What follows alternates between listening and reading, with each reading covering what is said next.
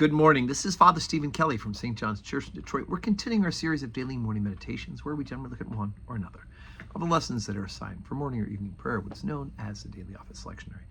Today for Wednesday, let's take a look at that lesson from the book of Maccabees, the first book of Maccabees. Remember, the Maccabees is one of the books that is found in what is known as the Deuterocanonical books, or the Apocrypha. They are the books that were written between what we consider the Old Testament canon and the New Testament canon. And they are accepted as canon of Scripture by the Roman Catholic and the Orthodox Church, as well as the Anglican Communion. So they've asked an overwhelming majority of Christians throughout the history of the Church has accepted this as one of the canonical books. And in fact, interestingly enough, it is from one of the book of Maccabees, there are four of them, from which we find the story of Hanukkah.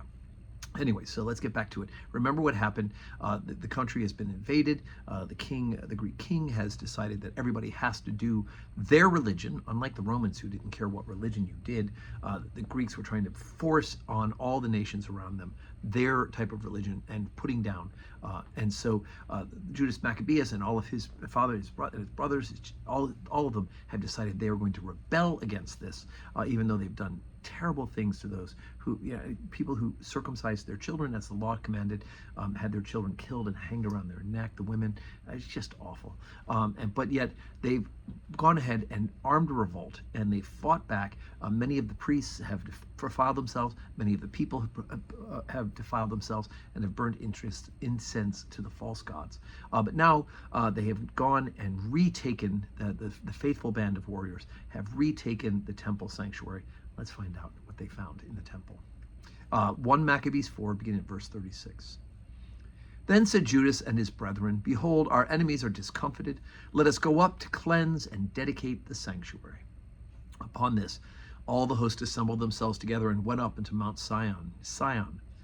And when they saw the sanctuary desolate, and the altar profaned, and the gates burned up, and the shrubs growing in the courts as in a forest, or in one of the mountains, yea, and the priest's chambers pulled down, and they rent their clothes, and made great lamentation, and cast ashes upon their heads. They fell down flat to the ground upon their faces, and blew an alarm with the trumpets, and cried towards heaven. Then Judas appointed certain men to fight against those that were in the fortress until he had cleansed the sanctuary. So he chose priests of blameless conversation, such as had pleasure in the law, who cleansed the sanctuary, and bare out the defiled stones into an unclean place. And when they had consulted what to do with the altar of burnt offerings, which was profaned, they thought it was best to pull it down, lest it should be a reproach to them, because the heathen had defiled it. Wherefore they pulled it down, and laid up the stones in the mountain of the temple in a convenient place until there should come a prophet to show them what should be done with it. Then they took whole stones according to the law, and built a new altar according to the former, and made up the sanctuary and the things that were within the temple, and hallowed the courts. And they made also new holy vessels, and into the temple they brought the candlestick, and the altar of burnt offerings, and of incense, and the table. And upon the altar they burned incense, and the lamps that were upon the candlestick they lighted, that they might give light into the temple. Furthermore, they set the loaves upon the table, and spread out the veils, and finished all the works which they had begun to make.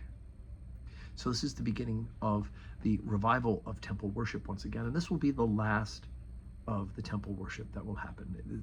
From this period up until the year 70, this is happening before Jesus, of course, but until the year 70 AD, after the death of Jesus, that temple worship will continue until that time when it becomes redundant. Quite frankly, the Romans destroy the temple when there's a revolt by the Jewish nation. And of course, we don't need a temple for worship anymore because we worship Jesus. We worship God in spirit and in truth, as Jesus told the woman from the well, at the well, the Samaritan woman. So we don't have temple worship anymore. The Jews don't have temple worship either. And they unfortunately saw the destruction of that temple, and it has not been restored. So here we are. It's Wednesday. We do have 12:15 Holy Communion today and 4 o'clock evening prayer. Hope you can join us in person. If not, join us on the live stream where you're watching this meditation. May God give you a wonderful Wednesday full of blessings.